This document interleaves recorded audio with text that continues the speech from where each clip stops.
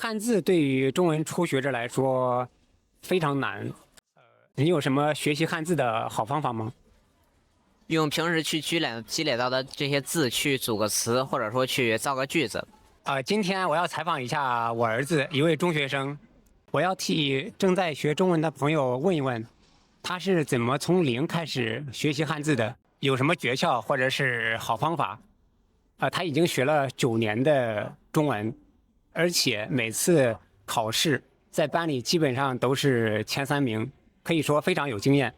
你是什么时候开始学习汉字的？我是从幼儿园的时候开始学习汉字的。你是几岁上的幼儿园？很小的时候吧，大概3、4岁。几岁？大概3、4岁。上幼儿园之后是一开始就学习汉字吗？不是的，先学习的拼音，然后后来再学习的汉字。你是学了多久的拼音，然后开始学汉字的？学了大概几个星期吧，具体多久我也忘了。学习汉字之前先学拼音，你觉得有必要吗？非常有必要。首先这个拼音呢是学习汉字的工具，其次呢这个拼音能让汉字的读音更准确，并且如果说遇到不认识的字的时候，可以用这个拼音去查汉字的读音。很多初学中文的人都会觉得中文的4个音调很难，分不清。你觉得音调真的那么重要吗？确实很重要。如果说这音调不准的话，然后字的发音就会不准，那它这个字的意思就变了。你有没有什么掌握音调的好方法？多去读，要大声的读出来，读错了没事儿。然后多去听，多去记，然后随着你积累的越来越多，然后你就会掌握的越来越熟练。汉字对于中文初学者来说非常难。你有什么学习汉字的好方法吗？用平时去积累到的这些字去组个词，或者说去造个句子，然后就不容易忘。什么意思？能不能跟大家举个例子？就比如说去上学吧，去上学的这个学，然后给它组个词的话，就是上学、学校、学生，然后造个句子的话，就是我经常去上学，然后我们班里有很多学生。就是把学到的字跟自己身边的事或者周围的东西联系起来，这样就更容易记住这个词。对，你说的很对。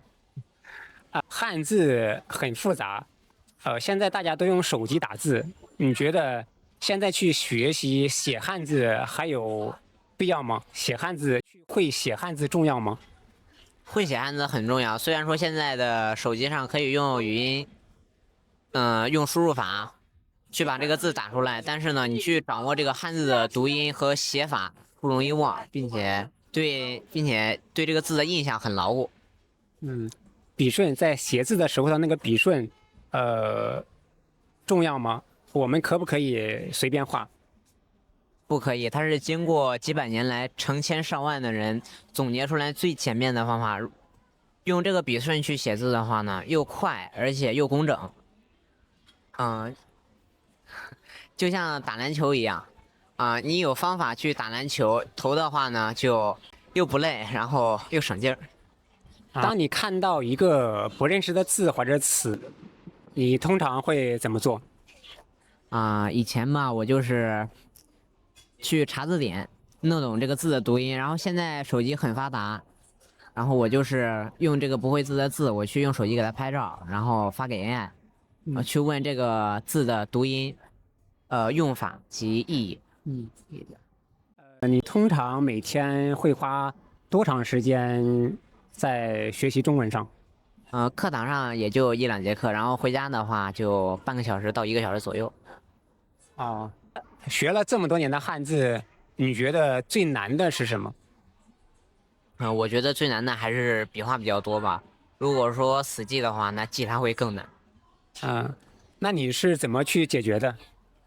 我把这个复杂的汉字呢，我给它拆成几个字，就比如说赢家的赢，我给它拆成5个字：王、口、月、贝、凡，然后记住它们的结构及顺序，然后呢，在写的时候呢，想想它们的这个结构，然后就能更好的去记住，然后并且不容易忘。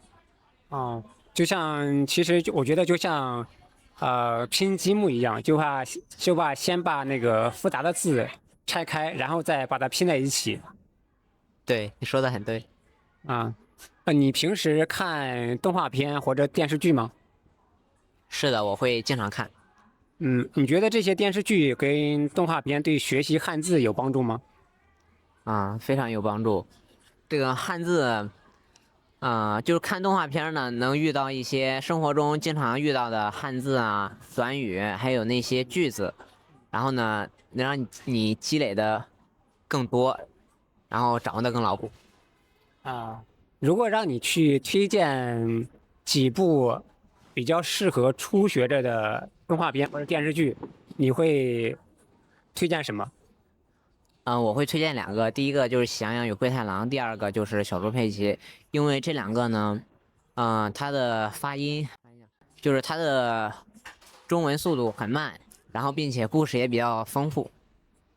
啊，如果让你去教啊中文初学者一个词或者一个字，你会选择哪些字？比如说你好和再见，因为这2个词教了之后呢，不容易忘，并且经常用。嗯，最后有没有什么学习汉字的好的建议给中文初学者？学习汉字就一定要去多读，然后平时要去多积累，然后你积累的越来越多，然后你在日常生活中表达的就越来越好。